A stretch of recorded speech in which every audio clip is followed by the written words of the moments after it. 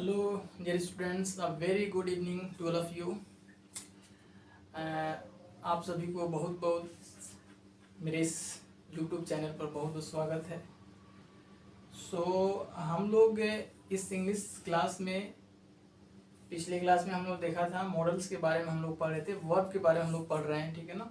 और उसमें मैंने पहले डेफिनेशन बताया था वर्ब का डेफिनेशन बताया, फिर उसका टाइप्स बताया था कि वर्ब कितने टाइप्स के होते हैं। तो उसमें मैंने देखा था कि वर्ब को दो टाइप्स में बांटा गया था, एक था मॉडल्स और दूसरा था पहले उसको हम कहेंगे हेल्पिंग और दूसरा मेन वर्ब था, ठीक है। और फर्दर उसमें मॉडल्स को हमने दो पार्ट में डिवाइड किया हुआ था। एक को हेल्पिंग वर्ब को फर्दर दो दो पार्ट में डिवाइड किया था, एक को मॉडल्स और दूसरे को प्राइमरी ऑक्सिलरी, ठीक है ना। तो उस तरीके से हम लोग देखा था। उस डिवीजन के बाद हमने उसमें मॉडल्स को करना शुरू किया था और उसमें पहले दो शब्द को मैंने बताया था, कैन और कुड। अब उसके आगे हम कैन और कुड को आगे बता रहे हैं कि कैन का यूज कैसे करेंगे और कुड का यूज कैसे करेंगे। Basically can be used. Can क्या शो करता है? कैन द एबिलिटी और कैपेबिलिटी और the capacity. It show ability, capability और कैपेसिटी और पावर, ठीक है ना। ये क्या दर्शाता है? शक्ति, पावर, कैपेबिलिटी, वही सामर्थ्यता या कैपेसिटी कह सकते हैं। इसको शो करता है कि जैसे हम कह सकते हैं, एग्जांपल देखें, यहाँ पर लिख देते हैं बोर्ड पर। We can write this, the use of can, it shows, यह दिखाता है क्या? इट शोज कैपेसिटी मीन्स शक्ति और क्षमता। हिंदी में इसको क्या कहेंगे? क्षमता। पावर, शक्ति, पावर, शक्ति, और फिर एबिलिटी, एबिलिटी, योग्यता। बेसिकली इट शोज कैपेबिलिटी और capacity, power and ability in doing something, then it can be used can. But if we talk about could, यदि हम could की बात करें तो this is basically shows that a power, capacity and ability, but in past time, but it is in past time. The ability, capacity of doing something in past time, then we can use could.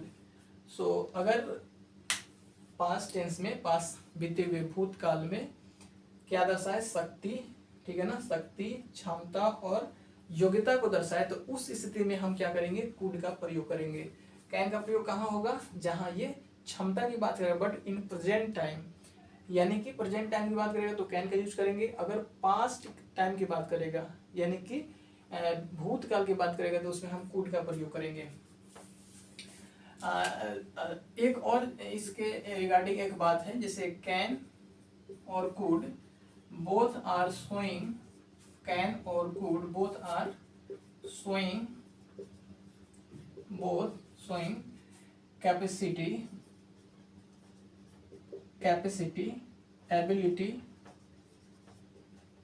and ability, ability, ability और power. After this we cannot use, इसके बाद हम लोग use नहीं कर सकते क्या?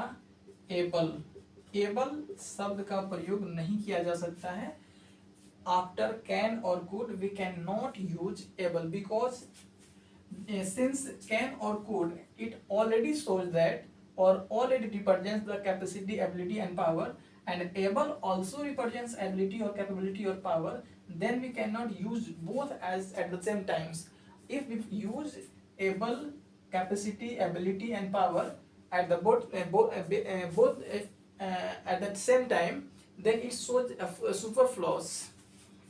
If we use able with can and could, then it shows a superfluous. superfluous. Superfluous means more than word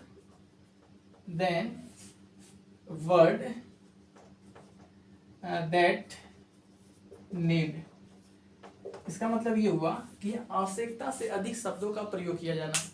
हमें चूंकि कैन और कुड का अर्थ ही होता है सामर्थ्य, योग्यता और शक्ति, और एबल का भी अर्थ वही होता है, तो हम अगर इसके साथ कैन और कुड के साथ एबल का प्रयोग करते हैं तो यह हमारे आवश्यकता से अधिक शब्दों का प्रयोग होता है, इसलिए इसको सुपरफ्लूअस कहा जाता है, यानी कि more than what that need. ठीक है ना, जितनी आवश्यकता है उससे अधिक मात्रा में यूज हो रहा है तो इस तरीके से वो सुपरफ्लूअस हो जाता है और वो गलत हो जाता है।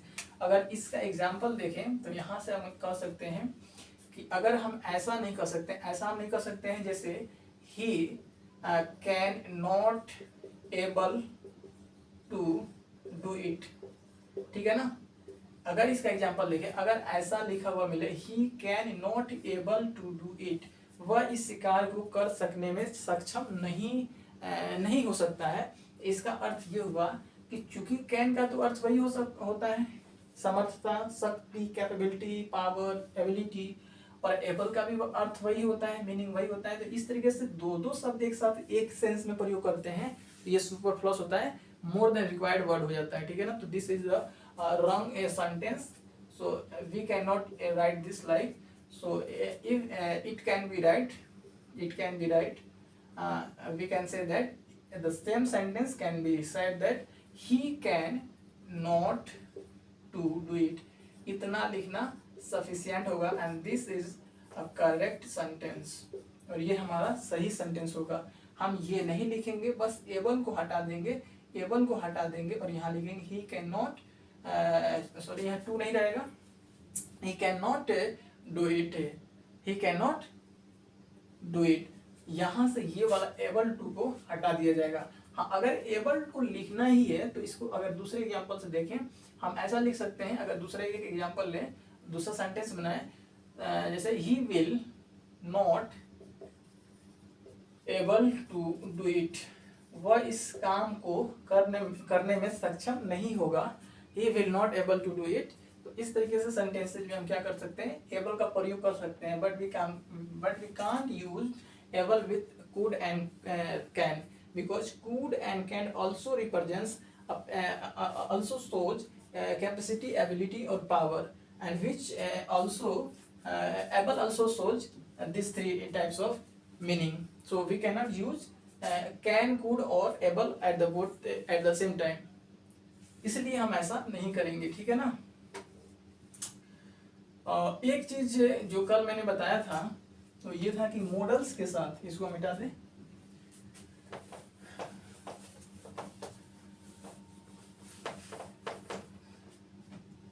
मॉडल्स के साथ ये सबसे मोस्ट इंपॉर्टेंट, इसको नोट बना करके लिख लेंगे आप लोग। मॉडल्स के साथ क्या होता है कि models can not take to after it, यानी कि मॉडल्स के बाद टू का प्रयोग नहीं होगा, टू का प्रयोग नहीं होता है, ये ध्यान रखेंगे। टू का प्रयोग, मॉडल्स के बाद टू का प्रयोग नहीं होगा, बट इसमें दो ऐसे शब्द हैं जिनके बाद टू का भी प्रयोग होता है, and that two words are used to and ought to. These are the basically two words which take to after it, ought to. तो इन दोनों के बाद क्या किया जाएगा, टू का प्रयोग किया जाएगा, लेकिन अदर्स जो मॉडल्स है उनके साथ टू का प्रयोग नहीं किया जाएगा। इसको लिख लें जल्दी से।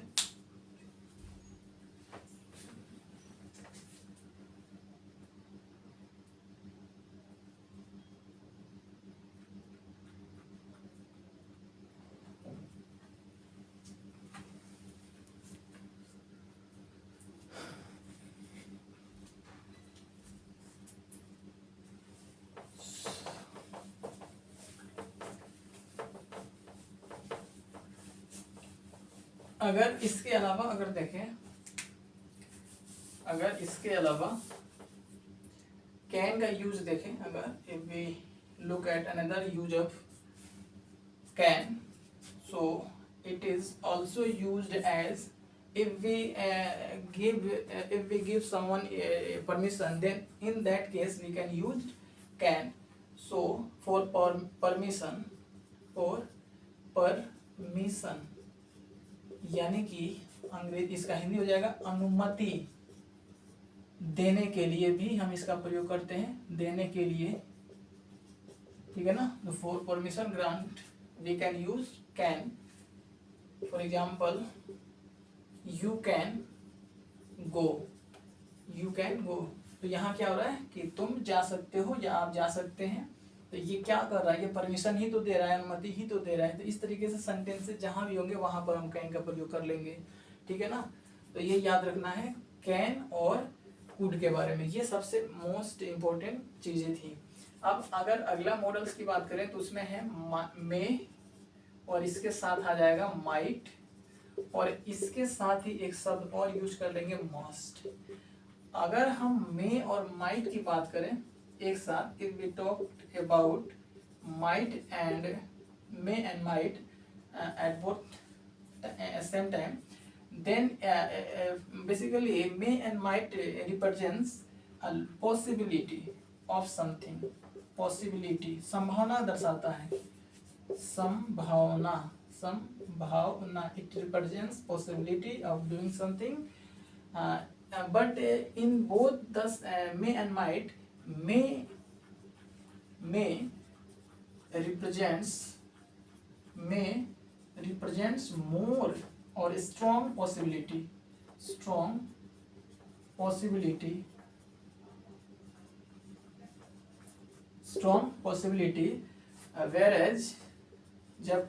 whereas might